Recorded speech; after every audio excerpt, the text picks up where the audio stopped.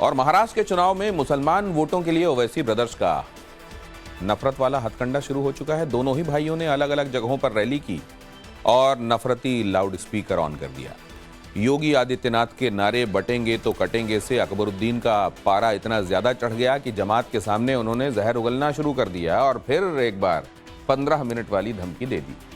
Senior Owaisi ने भी UCC और लव जिहाद के नाम पर नफरत फैलाई। अब सवाल यह है कि क्या जमाती वोट बैंक की नफरती पॉलिटिक्स में असल में ये कामयाब हो जाएंगे ओवैसी ब्रदर्स? ये रिपोर्ट।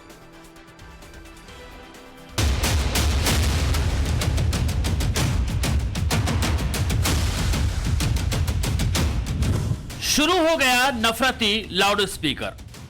बीफ के नाम पर, मॉब लिंचिंग के नाम पर, घर वापसी के नाम पर, सर पे टोपी पहनने के नाम पर, दाढ़ी पालने के नाम पर जो तुम काट रहे हो। चुनावी दंगल में कूद पड़ा ओवैसी का छोटे। 9:45 कैंपेनिंग का टाइम 10 बजे, अभी 15 मिनट बाकी है।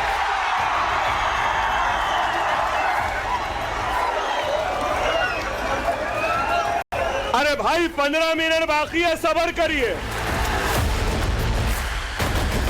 जमात को भड़काने आ गया नफरती नेता। यह मुल्क जितना माथे पे तिलक लगाने वाले का है, सर पे पगड़ी बांधने वाले का है, उतना ही ये मुल्क चेहरे पे दाढ़ी रखने और सर पे टोपी पहनने वाले का भी है। महाराष्ट्र के चुनाव में फिर गूंजने लगी हैदराबादी भाइयों की नफरती आवाजें। फिर वोट के लिए माहौल बिगाड़ने आ गए ओवैसी ब्रदर्स। अब मोदी जी आकर बोलेंगे मैं यूसीसी लगा दूंगा महाराष्ट्र में। मोदी जी बोलेंगे भाइयों बहनों लव जिहाद हो रहा है। महाराष्ट्र के औरंगाबाद में छोटा भाई अकबरुद्दीन ओवैसी गरज रहा था तो महाराष्ट्र के धूले में ही बड़े भाई असदुद्दीन ओवैसी ने मोर्चा संभाल रखा था। दोनों के लंबे लंबे भाषण के हर लफ्ज में नफरत टपक रही थी। जमात को उकसाने का हर हथकंडा लगाया जा रहा था। ओवैसी का छोटे तो फुल फॉर्म में था। जमाती जिंदगी में शख्सियतों की अहमियत नहीं होती, याद रखो। शख्सियतें आती रहेंगी, जाती रहेंगी, जमात कायम व दायम रहेगी। जमात की अहमियत है, अकबरुद्दीन ओवैसी की भी अहमियत नहीं है, जमात की अहमियत है और ये इत्तेहाद की अहमियत है। अगर ये इत्तेहाद है, जमात है, तो यकीन मानो हम शेर हैं। औरंगाबाद के इस मंच से छोटे ऐसे चीख रहा था जैसे आज ही सारी ताकत लगा देगा। चुनाव आते ही जमात की खातिर जान हथेली पर निकालने वाला छोटे योगी आदित्यनाथ के नारे बटोगे तो कटोगे को लेकर बड़ा परेशान नजर आया। जिसमें योगी आदित्यनाथ ने अपनी तकरीर में कहा कि बटोगे तो कटोगे। लोग काफी एतराज कर रहे हैं उस बात पर, मगर मैं ये कहूंगा बीफ के नाम पर, मॉब लिंचिंग के नाम पर, घर वापसी के नाम पर, सर पे टोपी पहनने के नाम पर, दाढ़ी पालने के नाम पर जो तुम काट रहे हो, क्या ये तुम्हारी नफरत हिंदुस्तान के सबसे बड़ी अक़लियत से, क्या ये मुल्क को कमजोर नहीं कर रही है? चुनाव आते ही मंच से दहाड़ने वाले ओवैसी ब्रदर्स को बहराइच याद नहीं आया। महाराजगंज में 13 अक्टूबर को दुर्गा विसर्जन की यात्रा पर पथराव के बाद जमात ने रामगोपाल मिश्रा की गोली मारकर हत्या करने से पहले क्या किया, गणेश विसर्जन में कौन पथराव कर रहा है, कौन थूक जिहाद कर रहा है, बस ये याद रहा कि जमात के साथ क्या हो रहा है। डराया गया, धमकाया गया, लेकिन न डरे न घबराए, बेखौफ होकर बेबाकी के साथ इज़ारे हक को बयान किया। क्या शेर बनना है? शेर बनना है आसान सा है।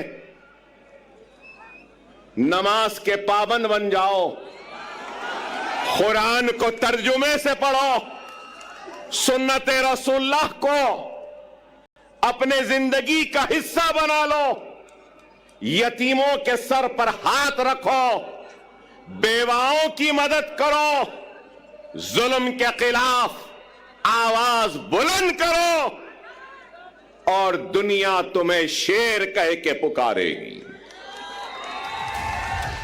छोटे को लगता है लोग भूल जाते हैं, हर किसी को याद है इस छोटे का 2012 वाला वो बयान, जब खुलेआम अकबरुद्दीन ने हिंदुओं को धमकी देते हुए कहा था कि 15 मिनट के लिए पुलिस हटाओ तो पता चल जाएगा कौन कितना ताकतवर है। ओवैसी ब्रदर्स पर केस भी दर्ज हुआ, लेकिन हिमाकत देखिए, आज फिर छोटे ने मंच से इशारों में वही धमकी दे दी। 9:45 कैंपेनिंग का टाइम 10 बजे, अभी 15 मिनट बाकी है।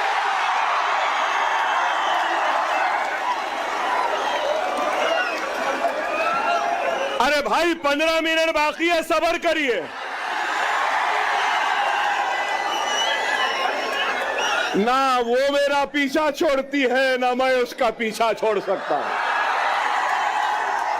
चल रही है, मगर क्या गूंज है। नारे तकबीर, नारे तकबीर, नारे तकबीर। नफरत का कीड़ा तो ये पाले बैठे हैं, लेकिन दिखाना और जताना ऐसे है जैसे इन पर हिंदुस्तान में बड़ा जुल्म हो रहा है। ऐसा बोलेंगे तभी तो जमात इनके बहकावे में आएगी, तभी तो इन्हें जमात का वोट मिलेगा। जमात पर जुल्म की जितनी कहानी गढ़ सको उतना फायदा, ये ओवैसी ब्रदर्स को मालूम है। वोट के लिए क्या कहा छोटे ने, ये सुनिए। मेरी बात को सुन लो, महाराष्ट्र की तारीख में ऐसा सुनहरा वक्त नहीं आया जो अब है। अगर हम मुनज़्ज़म, हम मुत्तहिद, हम एक, और अगर हमारे 10 एमएलए आ जाएंगे, ना ठाकरे, ना शिंदे, ना गांधी, ना पवार, हमारी मर्जी, हमारी इजाजत के बगैर कोई भी तख्त पे नहीं बैठ सकता। सुनहरा मौका है, समझो। तुम बादशाहगर हो। तुम क्या हो? बादशाहगर हो।